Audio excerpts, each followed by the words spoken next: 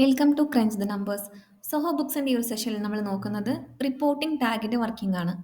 Reporting tag എന്ന് പറയുമ്പോൾ ഞാൻ ഓൾറെഡി ഒരു സെഷനിൽ എക്സ്പ്ലെയിൻ ചെയ്തിട്ടുണ്ടായിരുന്നു. നമുക്കൊരു കോൾ സെൻറ്ററിൻ്റെ സെറ്റപ്പാണ് ഇവിടെ റിപ്പോർട്ടിംഗ് ടാഗ് എന്നോട് ഉദ്ദേശിക്കുന്നത്. ഇപ്പം നമ്മളൊരു പർട്ടിക്കുലർ ഒരു ടാഗ് ക്രിയേറ്റ് ചെയ്തിട്ടുണ്ടെങ്കിൽ നമ്മൾ ഏതൊരു ട്രാൻസാക്ഷൻ ചെയ്യുമ്പോൾ നമുക്ക് ആ ടാഗ് ആഡ് ചെയ്യാനായിട്ട് പറ്റും. അതിനുശേഷം ആ ടാഗിനെ ബേസ് ചെയ്തുകൊണ്ട് നമുക്ക് എന്ത് ചെയ്യാനായിട്ട് പറ്റും, നമ്മുടെ പ്രോഫിറ്റ് ആൻഡ് ലോസ് അക്കൗണ്ട് അതേപോലെ തന്നെ സെയിൽസ് റിപ്പോർട്ടൊക്കെ നമുക്ക് ജനറേറ്റ് ചെയ്തെടുക്കാനായിട്ട് പറ്റും. അപ്പോൾ ഇവിടെ ഫസ്റ്റ് വന്നിട്ട് നമ്മൾ ഒരു ടാഗ് ക്രിയേറ്റ് ചെയ്യാനായിട്ട് സെറ്റിങ്സിൽ വന്നിട്ട് റിപ്പോർട്ടിംഗ് ടാഗ് എന്നുള്ളതാണ് ക്ലിക്ക് ചെയ്യുന്നത്. ഇവിടെ ന്യൂ ടാഗ് എന്നുള്ളത് കൊടുക്കുന്നു. ഇപ്പം ഞാൻ ഉദ്ദേശിക്കുന്നത് എനിക്കൊരു ഡിവിഷൻ വൈസ് ഒരു പ്രോഫിറ്റബിലിറ്റിയാണ് അറിയേണ്ടത്. അപ്പം ഞാനിവിടെ ടാഗിൻ്റെ നെയിമായിട്ട് ഡിപ്പാർട്ട്മെൻറ്റ് എന്നുള്ളതാണ് കൊടുക്കുന്നത്. ഓപ്ഷൻസ് ആയിട്ട് ഫിനാൻസ് ഡിപ്പാർട്ട്മെൻറ്റ്, അതിനുശേഷം മാർക്കറ്റിംഗ് ഡിപ്പാർട്ട്മെൻറ്റ്, അതേപോലെ തന്നെ ഡെവലപ്മെൻറ്റ്.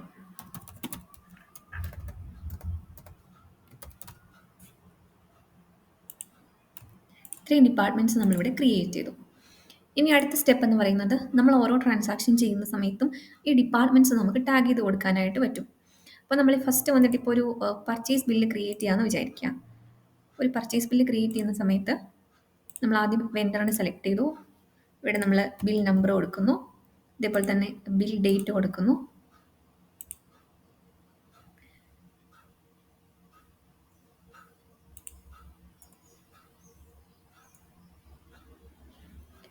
ഈ ഒരു പർട്ടിക്കുലർ പർച്ചേസ് ബില്ല് നമ്മൾ അലോക്കേറ്റ് ചെയ്യുന്നത് ഈ ഷോ അഡീഷണൽ ഇൻഫർമേഷൻ കൊടുത്തിട്ടുണ്ടെങ്കിൽ നമുക്കിതൊരു പർട്ടിക്കുലർ ഡിപ്പാർട്ട്മെൻറ്റിലേക്ക് നമുക്ക് അലോക്കേറ്റ് ചെയ്യാനായിട്ട് പറ്റും.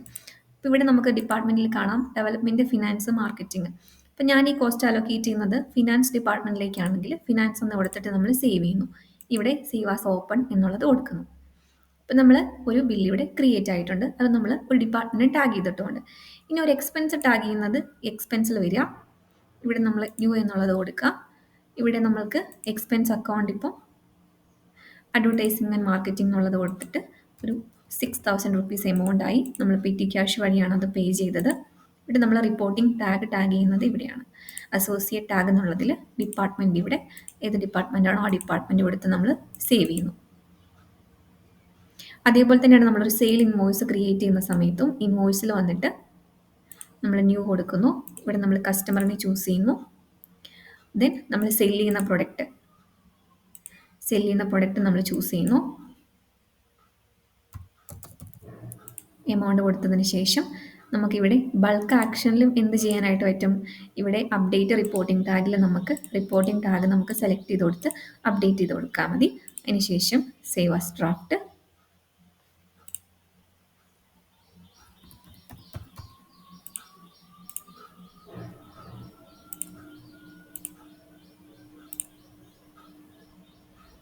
Mark as send. ഇപ്പം നമ്മളൊരു ട്രാൻസാക്ഷൻ കംപ്ലീറ്റ് ചെയ്തിട്ടുണ്ട്. ഒരു പർച്ചേസ് ബിൽ എൻ്റർ ചെയ്തു, ഒരു എക്സ്പെൻസ് എൻ്റർ ചെയ്തു, ഒരു ഇൻവോയ്സ് ചെയ്തു. ഈ മൂന്നിൽ നമ്മൾ റിപ്പോർട്ടിംഗ് ടാഗ് ചെയ്തിട്ടുണ്ട്. ഇനി നമ്മൾ profit and loss account report എടുത്ത് നോക്കാം. പ്രോഫിറ്റ് ആൻഡ് ലോസ് അക്കൗണ്ടിൽ എങ്ങനെയാണ് ഈ ടാഗ് നമ്മൾ കസ്റ്റമൈസ് ചെയ്ത് കാണുന്നത് എന്നുള്ളത്. അതിനായിട്ട് റിപ്പോർട്ട്സിൽ വരിക, പ്രോഫിറ്റ് ആൻഡ് ലോസ് എന്നുള്ള റിപ്പോർട്ട് എടുക്കുക. ഇവിടെ നമ്മൾ കസ്റ്റമൈസ് ചെയ്യുക. ഇവിടെ വരുമ്പോൾ നമുക്ക് ആഡ് ഫിൽറ്റർ എന്നുള്ള ഓപ്ഷൻ കാണാം. ഇവിടെ നമ്മൾ കൊടുത്തിട്ടുള്ള ആ റിപ്പോർട്ടിംഗ് ടാഗിൻ്റെ നെയിം കാണാനായിട്ട് പറ്റും. ഇപ്പോൾ ഡിപ്പാർട്ട്മെൻറ്റ്, നമ്മൾ ഏത് ഡിപ്പാർട്ട്മെൻറ്റിനാണോ PNL എടുക്കാൻ ഉദ്ദേശിക്കുന്നത്, അപ്പോൾ ഈസിൻ എന്നുള്ളത് കൊടുത്തിട്ട് ആ ഡിപ്പാർട്ട്മെൻറ്റ് നമ്മൾ ചൂസ് ചെയ്യുക. അതിനുശേഷം റൺ റിപ്പോർട്ട് കൊടുക്കുക. അപ്പം നമുക്കിവിടെ കാണാനായിട്ട് പറ്റും ആ ഒരു ഡിപ്പാർട്ട്മെൻറ്റിൻ്റെ സെയിൽസ് ഇൻകം ഇത്രയാണ്, അതിൻ്റെ കോസ്റ്റ് ഇത്രയാണ്, അതിനുശേഷം ബാക്കി ഓപ്പറേറ്റിംഗ് എക്സ്പെൻസ് ഇത്രയാണ്, ദെൻ ഇത്രയും നെറ്റ് പ്രോഫിറ്റും ഉണ്ട് ആ ഡിപ്പാർട്ട്മെൻറ്റിന്. ഇതേപോലെ ഒരു പർട്ടിക്കുലർ വൈസ് അല്ലെങ്കിൽ എന്തെങ്കിലും ഒരു ഡിവിഷൻ വൈസ് നമുക്ക് പ്രോഫിറ്റബിലിറ്റി അറിയണം എന്നുണ്ടെങ്കിൽ നമ്മൾ ചെയ്യേണ്ട ഒരു പ്രോസസ്സാണ് ഇതുപോലെ റിപ്പോർട്ടിംഗ് ടാഗ് ക്രിയേറ്റ് ചെയ്തിട്ട് എല്ലാ ട്രാൻസാക്ഷനും അത് ടാഗ് ചെയ്യാന്നുള്ളത്.